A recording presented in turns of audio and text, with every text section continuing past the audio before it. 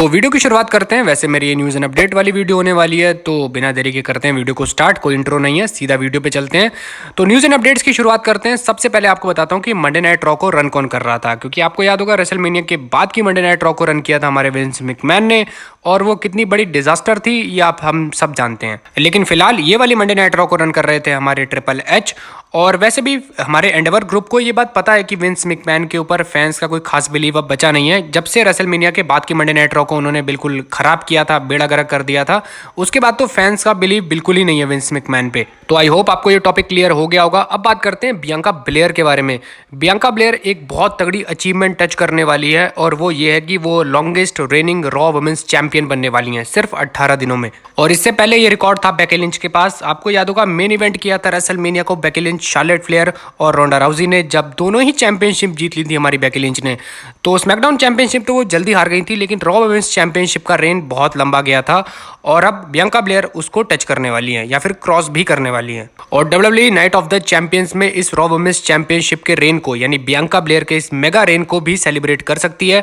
और आजकल वैसे भी सीजन चल रहा है, गंथर का रेन भी काफी लंबा हो चुका है। अनडिस्प्यूटेड यूनिवर्सल चैंपियनशिप का रेन के बारे में तो मैं क्या ही कहूं, और अब बियांका ब्लेयर का रेन जो कि काफी लंबा जाने वाला है। वैसे आपको स्क्रीन पे रिया रिप्ली भी नजर आ रही होंगी, इनका रेन भी काफी लंबा जाएगा। तो डब्ल्यूडब्ल्यूई को नाइट ऑफ द चैंपियंस में इन चैंपियंस को सेलिब्रेट करना चाहिए, इनके लंबे रेंज को भी सेलिब्रेट करना चाहिए, और उसके लिए चाहिए आपको एक बहुत बढ़िया अपोनेंट, जो कि आप रोमन रेंज को भी दोगे, गंथर को भी दोगे, और बियांका ब्लेयर को भी मिलेगा। और थोड़ा सा आगे बढ़ते हैं, रॉ की बात कर रहे हैं हम। तो एक चीज जो मंडे नाइट रॉ पे इस हफ्ते नहीं थी, एक्चुअल में वो शेड्यूल थी होनी लेकिन नहीं हुई थी, वो थी डैमेज कंट्रोल का बैकस्टेज सेगमेंट। और डब्ल्यूडब्ल्यूई ने इसे रिकॉर्ड तो कर लिया था, लेकिन इसे ऑन एयर नहीं किया, बेसिकली दिखाया ही नहीं पब्लिक को, ऑडियंस को।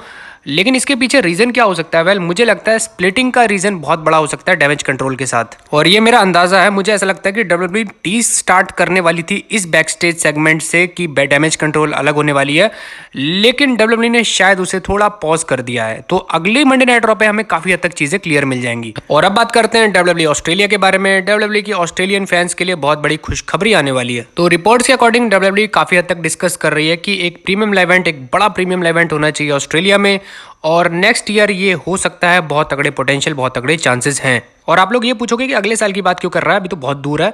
तो वेल, ज़्यादा दूर भी नहीं है, क्योंकि समर स्लैम तक तो डब्ल्यूडब्ल्यूई सारा कुछ सेट कर चुकी है। समर स्लैम के बाद गिनती के 3 या 4 पेपर भी बचते हैं इस साल में, और उसके बाद ऑस्ट्रेलिया का प्रीमियम इवेंट हो सकता है 2024 में।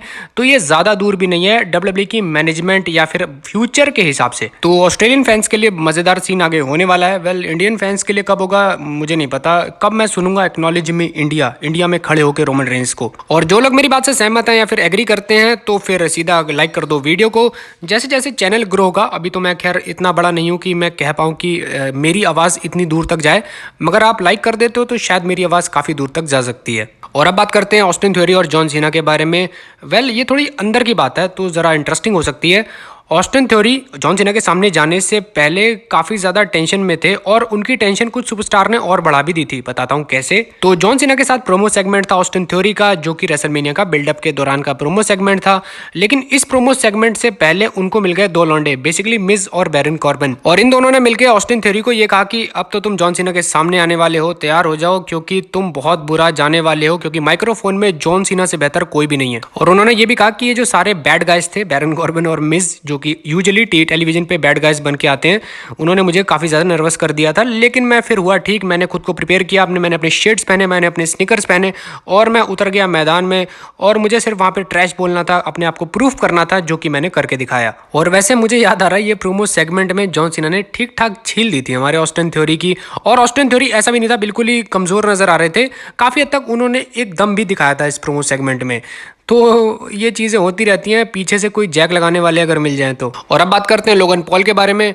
वैसे दुनिया इन्हें कहती है कि डब्ल्यूडब्ल्यूई के जो आधा डब्ल्यूडब्ल्यूई का जो रोस्टर है ना, उससे ज़्यादा टैलेंटेड सुपरस्टार है हमारे लोगन पॉल, जो कि एक्चुअल में एक यूट्यूबर है। लेकिन खुद को इन्होंने इतना अच्छा डेवलप किया, यूट्यूबर से सीधा रेसलर बन गया, और 50% से ऊपर वाली लाइन मैंने यूं ही नहीं कही।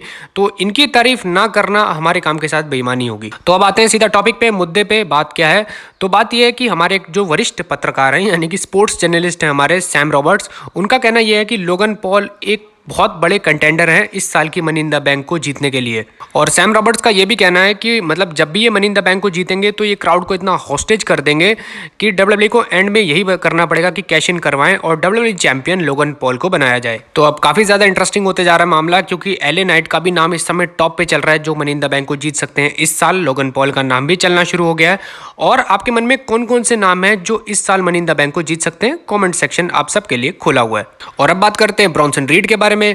ब्रॉन्सन रीड का इस समय मसला चल रहा है बॉबी लैशली के साथ मंडे नाइट रॉ पे, और उन्होंने वार्निंग इशू भी कर दी है बॉबी लैशली यानी अंकल बॉबी के लिए, उनकी नजर में अंकल बॉबी के लिए। तो ब्रॉन्सन रीड का ये कहना है कि मेरी और अंकल बॉबी की जो फ्यूड है या फिर जो स्टोरी है वो अभी खत्म होने से काफी ज्यादा दूर है। और अभी तक मैं मैच हारा नहीं हूं मंडे नाइट रॉ पे। पिछले हफ्ते मेरा मैच जरूर हुआ था लेकिन वो 10 काउंट पे खत्म हुआ था, मैं मैच हारा नहीं था। और मैं वीक आफ्टर वीक आता रहूंगा बॉबी लैशली के लिए, और जो भी थोड़ी बहुत पिछले हफ्ते मुझसे गलती हुई थी उसको भी मैं ठीक करूंगा मंडे नाइट रॉ में, आने वाली मंडे नाइट रॉ में। तो काफी तगड़ी स्टेटमेंट दे दी यहाँ पे ब्रॉन्सन रीड ने बॉबी लैशली के लिए। अब इसको लेकर आपके क्या थॉट्स है मुझे कॉमेंट सेक्शन में बताना। क्या डब्ल्यूडब्ल्यूई ब्रॉन्सन रीड को एक विक्ट्री देगी बॉबी लैशली के अगेंस्ट? थोड़ी सी अगर चीप विक्ट्री भी हो जाए, मतलब चीटिंग वाली विक्ट्री भी हो जाए तो चल सकता है, लेकिन क्या बॉबी लैशली के सामने ब्रॉन्सन रीड जीतेंगे? अब ये थोड़ा क्वेश्चन मार्क हो सकता है। और अब बात करते हैं डब्ल्यूडब्ल्यूई और ट्विच की डील के बारे में। जिसको नहीं पता ट्विच क्या है तो पहले वो जान लो, फिर आपको डील बताता हूँ।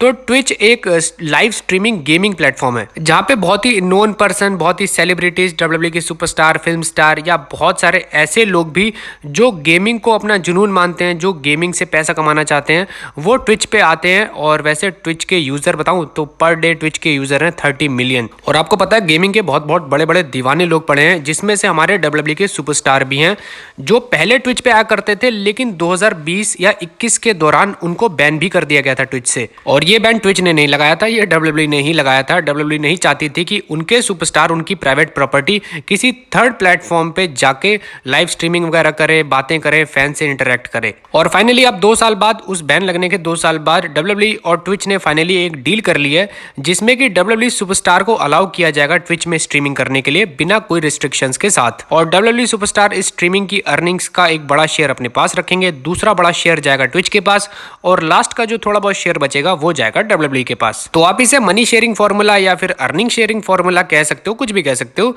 लेकिन अच्छी खासी अर्निंग हो जाती है डब्ल्यूडब्ल्यूई सुपरस्टार की इस ट्विच स्ट्रीमिंग से।